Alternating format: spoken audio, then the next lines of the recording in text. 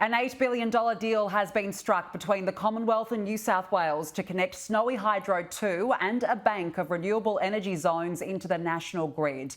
It's part of a deal to secure the Perrottet government's agreement to impose a coal price cap ahead of New South Wales Parliament being recalled today to pass the legislation. Joining me now live is the New South Wales Energy Minister, Matt Kean. Minister, good morning. How will this deal struck with the Commonwealth benefit New South Wales?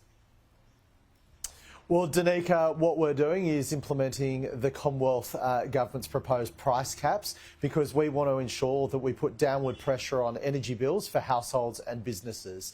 The modelling here in New South Wales shows that a price cap set at $125 will lower household bills by around $243 compared to if the price cap was not put in place. So this is about easing pressure on households and businesses because of rising energy costs due to the war in Ukraine.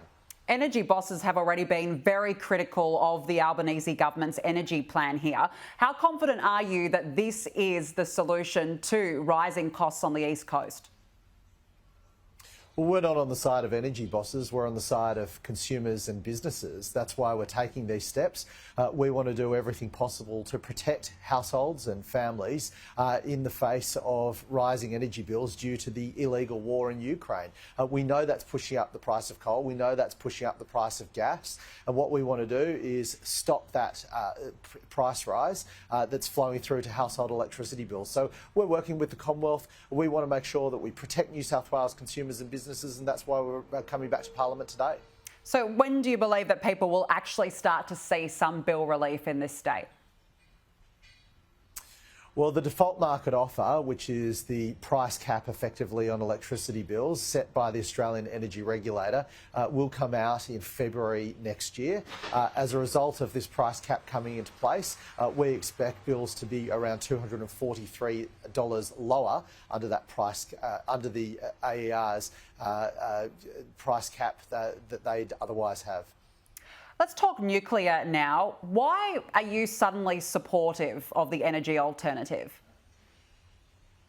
Well, what I'm supportive of is the cheapest form of reliable electricity available, and we know that today that's a combination of technologies which include renewables, which include new transmission, and that brings me to the announcement that we've made today.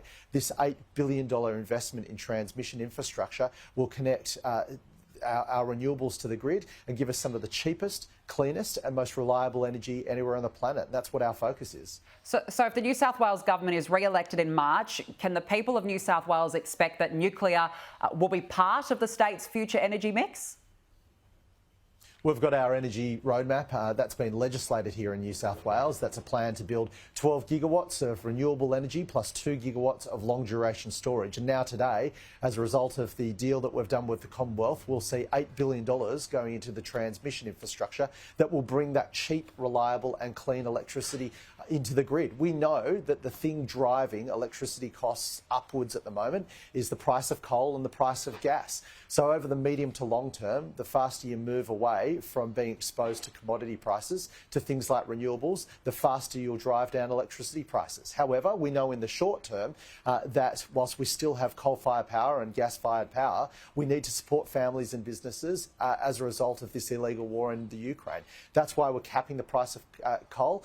That's why the Commonwealth is capping the price of gas. So we want to help people in the short term, but in the medium to long term, we've got a clear plan to transition to newer technologies that will put downward pressure on electricity prices going forward. All right, just finally, Labor leader Chris Minns reportedly wants to bring energy supply back into public hands, similar to the plan for a state electricity commission that was proposed in Victoria. What's your response to this? Well, Chris Minns wants to take a wrecking ball to the state's renewable energy policy, a policy that was rated the #1 policy anywhere in the country, not by me, Danica, by the WWF. I mean, we're on track to hit a renewable energy target of around 80% of renewable energy into our electricity system by 2030. Now, compare that to Victoria, which is only on track to hit 65%, or Queensland, which is on track to only hit 50%. What Chris Minns wants to do is effectively, rather than have big energy companies pay for this energy transition, he wants to put the cost onto taxpayers and energy users. So he's going to increase taxes and also increase electricity bills across New South Wales. That's Chris Minns' plan. And why would you trust Chris Minns and the Labor Party to build any infrastructure, let alone energy infrastructure? When they were in government, they built no infrastructure. We're a government that builds infrastructure. We've built the North Connects, we've built the West Connects, we've built the metro tunnels. We're transforming this state. We've got a proven track record when it comes to building infrastructure, whereas Labor has no track record. They're just taking a wrecking ball to energy policy in this state, and it's all about ideology rather than economics and engineering. Matt Kean, we'll leave it there. Thank you very much for joining us.